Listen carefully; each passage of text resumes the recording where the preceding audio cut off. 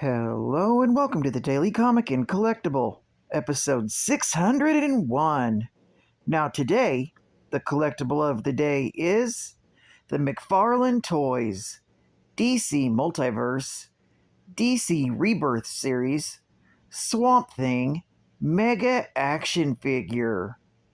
While scientist Alec Holland was working on a formula to grow plant life where there is none, a rival organization vying for the formula set off a bomb that covered Alec in this bio-restorative serum. To escape the flames of the explosion, he stumbled into a nearby swamp, where he mutated into the strange hero known as Swamp Thing. Swamp Thing has superhuman strength and the ability to regenerate any portion of his body. He can also command plants to do his bidding and change locations instantly by inhibiting vegetation anywhere in the world. This 7-inch scale DC Multiverse Swamp Thing action figure is called a Megafig due to it being larger to match its 1/12 scale counterparts. This Swamp Thing is based directly on his look in the DC Rebirth series. Designed with ultra articulation with 22 moving parts for a full range of posing and play for displaying in your DC collection. Accessories include an alternate tentacle-style hand and a base for displaying. Swamp Thing also includes a collectible art card with figure photography on the front and character biography on the back. Comes in a full window collector's friendly display box and was released by Mcfarlane Toys. Now, the comic of the day is The House of Secrets, Volume 1, Issue number 92. This was a one-shot with original cover date of July 1961. But this is the facsimile variant, released in October of 2019. This issue has 5 stories, and I am covering 3 of those stories by Lynn Wein, Jack Kirby, Mark Evanier, and Mary Screens, with art by Bernie Wrightson, Bill Drott, and Alan Weiss, and cover by Bernie Wrightson. The first story, Swamp Thing, opened sometime in the last century. Alex Olson and Damian Ridge had been best friends. However, they both vied for the affections of the same woman named Linda. Linda eventually married Alex, and Damian had to endure his heartache in the form of the supportive friend. But his desire for Linda overrode the bonds of friendship, and he conspired to eliminate Alex. He sabotaged the equipment in Alex's lab, causing an explosion that killed him. Keeping the knowledge hidden from Linda, Damian buried Alex's body deep in the swamp. Damian eventually married the widow Olson, and they lived together in an old Victorian plantation house. But Linda never recovered from Alex's death. As months passed, Damian began to suspect that Linda might soon learn the truth. So he prepared to kill her.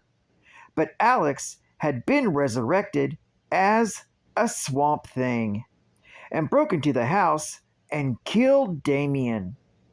Linda fled from the creature in horror, never realizing that the beast who saved her was none other than her beloved Alex, the Swamp Thing.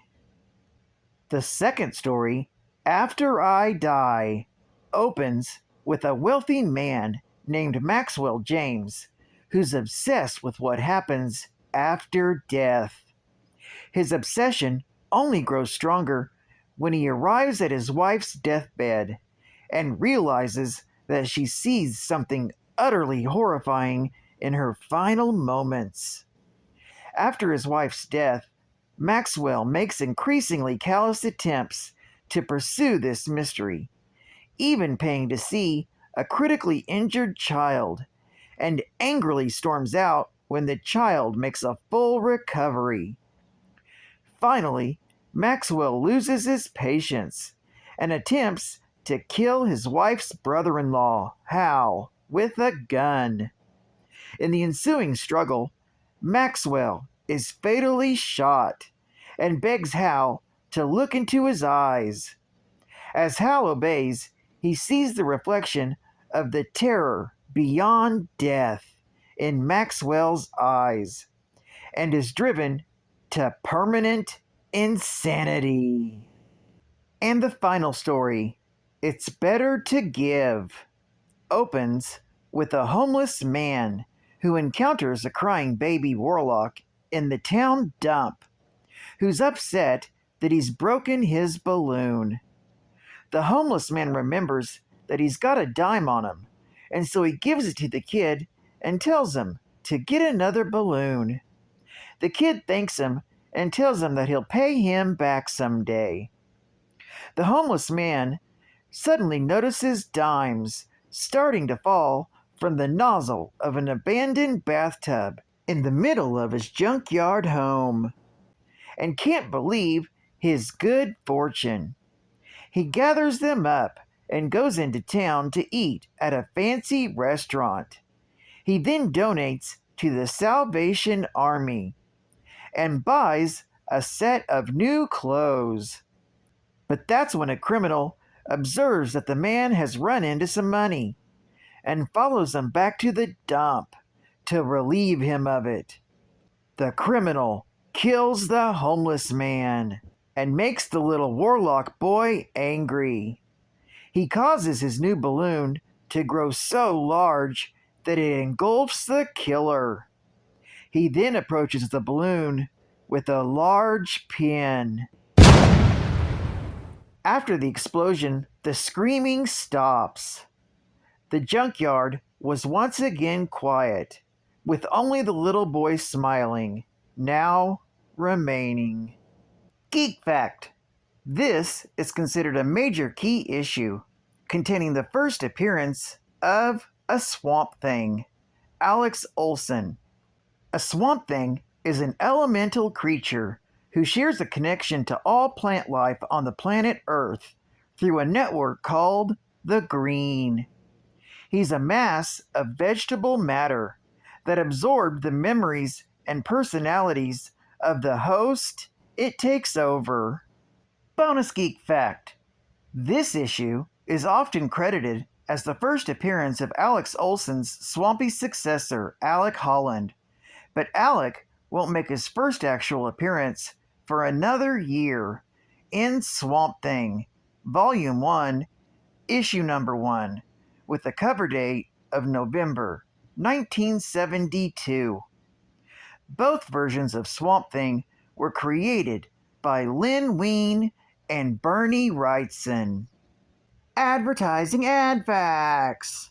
Now you can own Aurora's Monster Scenes, the most controversial toys of a generation. The Weird World of Aurora. Put together your own scary scenes with Aurora's fantastic monster scenes, custom builder kits. We need a girl victim for the experiment. No problem, Doctor. No problem. Heh heh. Keep her quiet. Help! Help! Don't worry, this is New York. No one will help her. Back in Dr. Deadly's dungeon, the experiment starts. If this experiment works, she'll turn into a fly. That sounds horrible. It even scares a vampirella like me. Snap them together. No glue needed. Create your own scary scenes. Get Vampirella, Frankenstein, Dr. Deadly, the girl victim, plus all lab equipment. 8 kits in all. Get monster scenes custom builder kits from Aurora. Will your experiment succeed?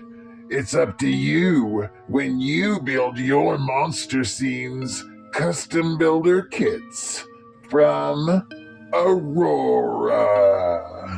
Whoa! And final geek fact. The character of Swamp Thing was actually inspired by an old Hillman Comics character known as the Heap.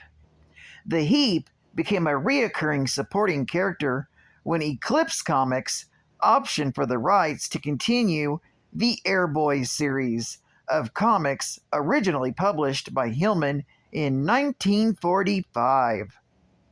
Marvel Comics even created their own muck monster, cut from the same cloth. Marvel's character was a scientist named Ted Sallis, who attempted to create a super soldier serum and accidentally turned himself into the Man-Thing. Super soldier serums will get you every time at Marvel. Well, I'd like to thank you for joining me for another Daily Comic and Collectible, and I hope to see you again Monday. This is Cutfan Comics Man, and I'll catch you on to flip. Over and out.